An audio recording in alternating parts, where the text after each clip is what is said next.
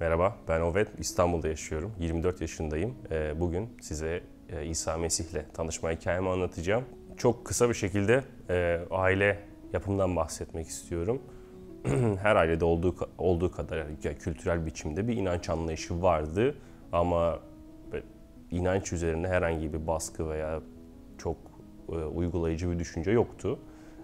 Daha çok kişisel bir inancım vardı ve çok küçük yaşımdan beri hatırlıyorum. Allah'a karşı bir inancım vardı ve onunla konuşmayı, ona dua etmeyi aslında istiyordum. Özellikle 6 yaşımda böyle bir anım var, yani onunla konuşmaya çalıştığımı hatırlıyorum. Ama en büyük değişim İstanbul'a taşınmadan önce Bursa'da yaşıyordum. Bursa'ya taşındıktan sonra gerçekleşti. Bursa'ya taşındığımızda ben 8. sınıfa gidiyordum. Ve orada çok tatlı bir kız vardı, Elif diye. Hafif bir hoşlanma muhabbeti de vardı, öyle onu söyleyebilirim. Tabii küçüktüm ama bir şekilde olmadı. Aramızdaki o ilişki bir yere evrilmedi. Ve ben lise 1'e geçtiğimde yine 8. sınıftan olan bir arkadaşım, bir erkek bana yazdı. Konuşmamız lazım, bir konu var diye ve ben yani Allah Allah, bu bana niye yazıyor? Uzun zamandır konuşmamışız. Durup dururken şimdi bana niye mesaj atıyor ki? Anlamadım ne olduğunu ve ertesi gün okula gittim. Lise 1'e başlamıştım artık. Yani lise 1 içerisinde oldu bu. Ve arkadaşıma söyledim, dedim. Yani en yakın arkadaşıma dedim. Kanka bana yazdı bu. Hani bana niye yazdı? Hani anlamadım. Önemli bir konu var, konuşmamız lazım. Dedi ki sanırım, kanka dedi, sanırım Elif vefat etmiş dedi. Aslında ondan sonra benim hayatım bayağı bir değişmeye başladı. Elif'in cenazesini gördüm. Yani babasıyla tanıştım ve hayatımda ilk defa hüngür hüngür ağlayarak bir erkeğe sarıldım. Bir dayısı veya bir akrabası vardı. Yani kendimi tutamadığım için ona sarılıp ağlamaya başlamıştım. Ortamda zor bulunuyordum ve uzun bir süre boyunca Elif'in mezarını ziyaret etmeye başladım ondan sonra.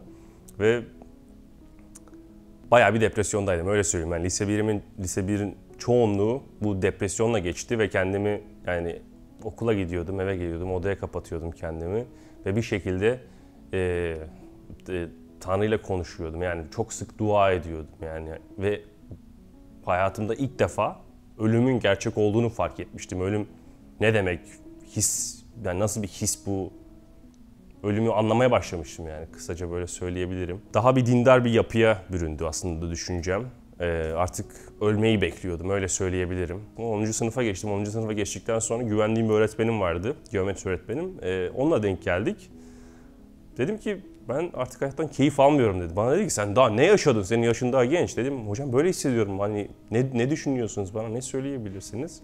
Birazcık konuştuk. Hani beni teselli etmeye çalıştı. Ama benim için hayat 10. sınıftayken bitmiş gibiydi. Öyle hissediyordum. Sanırım lise 2'nin yazındaydı, 10. sınıfta. İşte yaz tatilinde biz kız kardeşimle, benim bir kız kardeşim var, aramızda 2,5 yaş falan var. Kız kardeşimle korku filmlerine bayılıyorduk, böyle hep beraber evde beraber izliyorduk, işte Mısırlar, Cipsler falan filan, çok izlemeye bayılıyorduk. Yeni bir tane film gelmiş abi, dedim gidelim falan. Benim anneannemler falan o zaman, yani hala da Konya'da olduğu için Konya'daydık o zaman ve Konya'da bir AVM'de sinemaya gittik ve korku filmini izledik. Korku filminde bir tane büyüden bahsediyor. Cen'in büyüsü diye. Anne karnında bebeğe yapılan büyüymüş. Hani böyle hani anlatıyor, ben de filmden öğreniyorum. Kız kardeşim bana döndü, dedi ki abi biliyor musun sana böyle bir şey yapılmış? Dedim yo. Peki nasıl, sen nereden biliyorsun? Dedi yani annem sana söylemiyor böyle şeyleri, sen sinirleniyorsun diye, o yüzden hani biliyorum, bana söyledi bunu falan dedi. Dedim ne? Yani şok geçirdim açıkçası. Hiç böyle bir şey beklemiyordum. Böyle bir şey duymayı beklemiyordum. Daha sonra filmden çıktık. Yürüyen merdivenden aşağı doğru iniyorduk AVM'nin içerisinde. Diyanar'ı gördük, tabii klasik olarak kitaplara falan bakacağız. Diyanar'a girdik ve ben hayatımda ilk defa kutsal kitap gördüm Diyanar'da. Ve birkaç tane vardı. Dedim ben bunu alıyorum abi. Onu aldım ve lise 3 boyunca yanımda gezdirdim. Bu turist çantalar oluyor ya, böyle küçük bir şey. Onun içerisinde gezdirdim ve böyle canım sıkıldıkça veya kötü bir şey oldukça onu açıp okuyordum, bakıyordum böyle. Yani ortasında hep mezmurlar var ya, teşvik edici sözler var. Oraları okuyup daha iyi hissetmeye çalışıyordum açıkçası, böyle söyleyeyim. Ve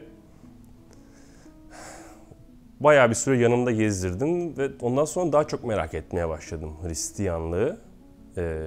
Başka inançları da araştırıyordum. Hani sadece Hristiyanlığa bakmıyordum. Hani Budizm nedir, diğer hani Asya kültürlerine de bakıyordum. Yani onlarda neler var diye bakıyordum. Bir Hristiyan forum sitesinde insanlarla konuşmaya başladım, bir tartışmaları izlemeye başladım. Hani insanlar ne düşünüyor, ne yapıyor.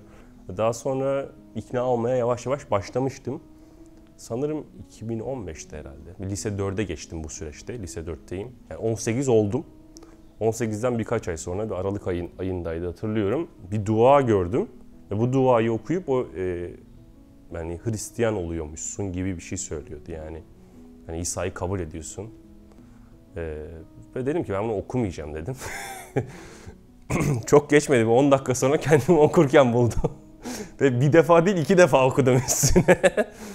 Ve dedim ki ondan sonra ben kabul ediyorum yani Hristiyanlığı. İçimde böyle bir his oldu. Yani çok güzel bir his yaşadım o zaman. Tabii ki okula gittiğim için bir kilise hayatına falan başlamadım.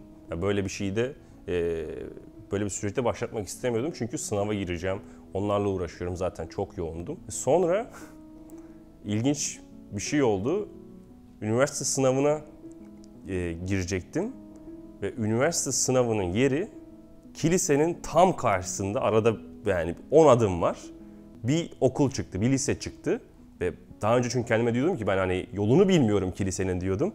Ve üniversite sınavının yeri tam dibi çıktı kilisenin ve artık hani Tanrı bana diyor ki artık biliyorsun, gelebilirsin. Yani böyle hissetmeye başlamıştım. Ve dedim ki yani o zaman yerini biliyorum, tamam yazın giderim. Hani sınavlar falan bitecek bilmem ne, yani rahatlayacağım, yazın giderim diyordum. İngilizce kursuna başladım. Daha önce gidiyordum da TOEFL ders almaya başladım yaz sürecinde. Ve her gün kendime diyordum yani giderim, işte şu gün giderim, o gün giderim, bugün giderim. Ama hiçbir şekilde gitmiyordum. Sonra bir gün kız kardeşim aradı. Abi ben karakoldayım dedi yazın. Ve başına bir şey gelmiş. Çok kötü bir olay diye daha sonra öğrendim ama içim çok sıkıldı. Çünkü araları biraz iyi değildi o zaman. Annemle kız kardeşimin. Ve ben bayağı içim sıkılmış hissettim ve yağmur yağmaya başlamıştı bir yaz günü. Daha sonra dedim ki bugün kiliseye gidiyorsun. Ondan sonra işte yukarıya doğru çıktım, kiliseye girdim. İnsanlarla tanıştım ve yağmur daha da bastırmıştı bu arada. İnsanlarla tanıştım, konuştum. Hani ben anlattım ne düşünüyorum. Onlar anlattı, bilmediğim bazı şeyleri söylediler. Ve hiç unutmuyorum, Bursa Kilisesi'nde Mahide abla var. Mahide abla bana zorla şemsiye verdi yağmur yağdığı için. Ben dedim ki istemiyorum, yok yani gerek yok, ben giderim, sorun değil. Bana ısrarla şemsiyeyi verdi. Şemsiyeyi aldım, eve döndüm. Anneme anlattım heyecanla. Anne dedim işte kiliseye gittim, çok güzeldi, şöyle geçti, böyle oldu. Annem şaşırdı ama böyle çok büyük tepkiler vermedi. Ve bu bir cumartesi günüydü. Yani onu eklemeyi unuttum. Bu bir cumartesi günüydü ve cumartesi günleri kilisede insanlar oluyordu. Açıktı, ibadet değil ama açıktı, oradalardı. Ve ertesi gün pazar günü. Ben sabah uyandım. Kaçta olduğunu biliyorum. 11.30'daydı sanırım o zaman. Dedim ki ben kiliseye gidiyorum. Annem dedi ki gidemez. Dedim gidiyorum. Dedi gidemez. Dedim şemsiyeyi vermem lazım. O şemsiye bahanesiyle kiliseye gittim ve ondan sonra hep gitmeye devam ettim. O topluluğun bir üyesi oldum. İsa ile tanıştıktan sonra, yani İsa'yı daha iyi bildikten sonra ilginç tecrübeler yaşadım. Artık yani yalan söylemiyordum. Yani bir yüreğim cüze diyordu yalan söylemeye yeltendiğim zaman. Bunu ben yapmadım, bunu ben değiştirmeye çalışmadım. Ve inanıyorum ki yani bunu Rab kendisi bende düzeltti. Yani en büyük değişim bu oldu, ilk fark ettiğim. Ve daha sonra Rabbin yani konuştuğunu duydum, beni yönlendirdiğini duymaya başladım. Sorunum olduğunda ona gidebileceğimi öğretti bana. Gerçekten bir baba tarafı olduğunu gösterdi. Ve yani insanlar, hep şu soru vardır ya, adam çok günahkarmış, tam ölmeden önce İsa'yı kabul etse kurtulacak mı? Bu sorunun cevabı evet, kurtulacak.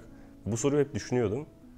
Sonra cevabını buldum ama hayatı boyunca İsa ile arkadaşlığı tadamayacak ve bütün bu zorlukları yaşarken tek başına olacak. Ve o yüzden ben yani teşvik etmek istiyorum. İsa'ya tanışın, İsa'yı tanıyın ve yani İncil'i okumaktan, kutsal kitabı okumaktan korkmayın çünkü Tanrı korkmayın diyor.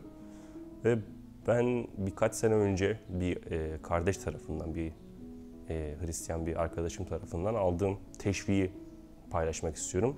Yuhanna 17:6. Dünyadan bana verdiğin insanlara senin adını açıkladım. Onlar senindiler, bana verdin ve senin sözüne uydular. Bana verdiğin her şeyin senden olduğunu şimdi biliyorlar. Çünkü bana ilettiğin sözleri onlara ilettim. Onlar da kabul ettiler. Senden çıkıp geldiğimi gerçekten anladılar. Beni senin gönderdiğine iman ettiler. Onlar için istekte bulunuyorum. Dünya için değil. Bana verdiğin kimseler için istekte bulunuyorum. Çünkü onlar senindir. Benim olan her şey senindir. Seninkiler de benimdir. Ben onlarda yüceltildim. Ben artık dünyada değilim ama onlar dünyadalar. Ben sana geliyorum. Kutsal Baba, onları bana verdiğin kendi adınla koru ki bizim gibi bir olsunlar. Kendileriyle birlikte olduğum sürece bana verdiğin kendi adınla onları esirgeyip korudun. Kutsal yazı yerine gelsin diye mahva giden adamdan başka içlerinden hiçbiri mahvolmadı. İşte şimdi sana geliyorum. Sevincimin onlarda tamamlanması için bunları ben dünyadayken söylüyorum. Ben onlara senin sözünü ilettim. Dünya ise onlardan nefret etti. Çünkü ben dünyadan olmadığım gibi onlar da dünyadan değiller. Onları dünyadan uzaklaştırmanı değil, kötü olandan korumanı istiyorum. Ben dünyadan olmadığım gibi onlar da dünyadan değiller. Burada İsa babayla konuşuyor ve diyor ki özellikle 15. ayette diyor ki onları dünyadan uzaklaştırmanı değil kötü olandan korumanı istiyorum. Rab bizi buradan uzaklaştırmaya çalışmıyor. Bizi burada kötü olandan korumaya çalışıyor ve bizi kendi gibi iyi yapmaya çalışıyor. Eğer herhangi bir çekingenliğiniz varsa kutsal kitabı okumak, İsa'yı tanımak konusunda ben size söylemek istiyorum ki kesinlikle okuyun ve hatta size meydan okuyorum. Okuyun, korkmayın. Bu bize güç veren, esenlik veren sözden sizden neme alın istiyorum. Rabbe sorun özellikle. Tanrı'ya sorun, yani Allah'a sorun. Yani ne diyorsanız kültürünüzde sorun. Yani bana kendini göster deyin ve o gösterecek. Kesinlikle gösterecek ve bir yol hazırlayacak sizin için. Ve hepinizi bereketlemek istiyorum aynı zamanda.